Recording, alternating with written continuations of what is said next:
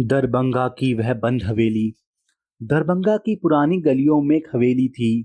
ऊंची, खामोश और समय से भी पुरानी। लोग उसे बस सैन हवेली कहते थे। कहते हैं वहां रात के बाद कोई नहीं जाता, और जो गया वो कभी पहले जैसा लौट कर नहीं आया। अक्टूबर की ठंडी शाम थी। हवा में सीलन और धुएं की मिली धुली गंध थी। आसमान पर बादल ऐसे तैर रहे थे जैसे किसी ने काली शाही उड़ेल दी हो। पटना से आई एक रिसर्च स्कॉलर आर्या उस हवेली के सामने खड़ी थी। वह लोक कथाओं पर रिसर्च कर रही थी और उसे दरभंगा की इस हवेली के बारे में कई अजीब बातें सुनने को मिली थी। गांव वालों ने उसे मना किया था, बिटिया रात में मत जाइए उधर, हवेली में कुछ ठीक नहीं है। एक बूढ़ी औरत ने कांपती आवाज में कहा था। लेकिन आर्या तर्क में विश्वास करती थी, अंधविश्वास में नहीं। उसने अपने बैग से टॉर्च निकाली और भारी लोहे का जंग लगा फाटक धक्का देकर खोल दिया। फाटक की चरमराहट ऐसी थी जैसे कोई बहुत पुराने जख्म पर हाथ फेर रहा हो। अंदर आंगन में जंगली घास उगी थी। दीवारों पर काई जमी थी। हवेली के बीचों बीच एक सूखा कुआं था जिसके चारों तरफ लाल धागे बंधे थे। हवा अचानक ठंडी हो गई, जैसे किसी ने उसके कान के पास फुसफुसाया हो, वापस जाओ। आर्यन ने खुद को संभाला। सिर्फ हवा है, उसने खुद से कहा। वह अंदर के बड़े दरवाजे तक पहुंची। दरवाजा आधा खुला था, जैसे कोई अभी अभी अंदर गया हो। उसने टॉर्च की रोशनी अंदर डाली। धूल, जाले और टूटी हुई कुर्सियां। अचानक उसे ऊपर की मंजिल से पायल की हल्की आवाज सुनाई दी।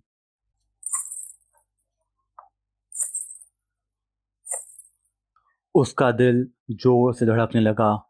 कोई है, उसने आवाज दी। कोई जवाब नहीं। वह सीढ़ियां चढ़ने लगी। हर कदम के साथ आवाज और साफ होती जा रही थी। ऊपर एक लंबा गलियारा था जिसके आखिर में एक कमरा हल्की रोशनी में डूबा था। रोशनी इस वीरान हवेली में। कमरे का दरवाजा खुला था। अंदर एक पुराना आईना रखा था, बड़ा, चांदी की नक्काशी वाला।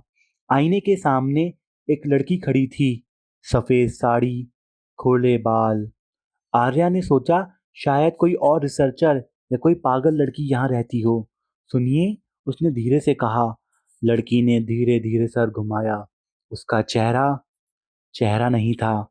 जहाँ आंखें होनी चाहिए थी वहाँ सिर्फ खाली जगह थी। होठ फटे हुए जैसे किसी ने सिल दिए हों। आर्या के हाथ से टॉर्च गिर गई। कमरे में अंधेरा छा गया और तभी उसे महसूस हुआ कोई उसके पीछे खड़ा है। ठंडी सांस उसके गर्दन को छू गई। तुम क्यों आई हो? वही फुसफुसाहट जो आंगन में सुनी थी। आर्यन ने धीरे धीरे पीछे मुड़कर देखा। एक बूढ़ी औरत, वही जो गांव में मिली थी, लेकिन अब उसकी आंखें लाल थी। चेहरा झुर्रियों से नहीं, जलने के निशानों से भरा था। तुमने हमारी नींद तोड़ी है। अचानक कमरे का दरवाजा बंद हो गया। हवा तेज चलने लगी। आईना कांपने लगा। आईने में अब सिर्फ वह सफेद साड़ी वाली लड़की नहीं थी, बल्कि दर्जनों चेहरे थे, और हर चेहरा आर्या जैसा दिख रहा था। यह क्या है? वह चिल्लाई। बूढ़ी औरत हंसी। इस हवेली में जो आता है वो अपनी परछाई यहीं छोड़ जाता है। तुम भी छोड़ जाओगी।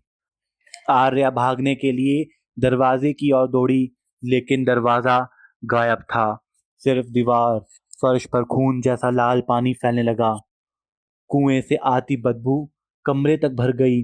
अचानक उसके दिमाग में गांव वालों की बात गूंजने लगी। हवेली में एक लड़की की मौत हुई थी। उसने कुएं में कूदकर जान दे दी थी क्योंकि उसके परिवार ने उसे बंद कर दिया था।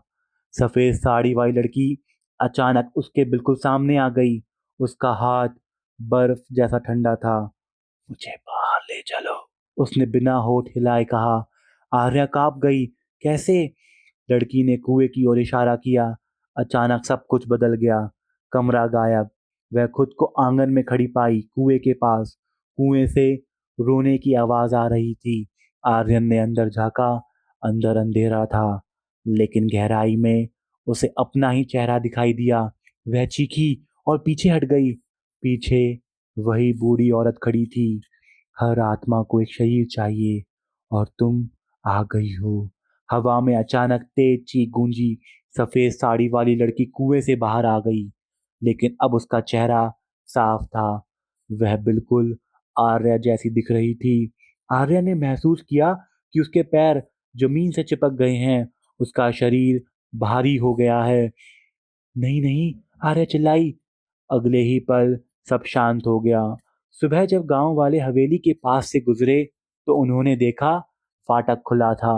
आंगन में एक लड़की खड़ी थी, सफेद साड़ी में, लंबे खुले बाल। उसका चेहरा मासूम था, बिल्कुल सामान्य। वह मुस्कुराई और बोली, नमस्ते, मैं यहाँ रिसर्च के लिए आई हूँ। गांव वाले डर से कांप गए, क्योंकि उन्होंने उसे पहले भी देखा था, सालों पहले, जब वही लड़की इस हवेली में आई थी और फिर कभी वापस नहीं लौटी। और अब हवेली फिर से किसी नई परछाई का इंतजार कर रही थी। कहते हैं, अगर आप दरभंगा की उस पुरानी गली से गुजरें और आधी रात को पायल की आवाज सुने, तो पीछे मुड़कर मत देखिए, क्योंकि हो सकता है वह आपकी ही परछाई हो, जो आपको अपने साथ ले जाने आई हो।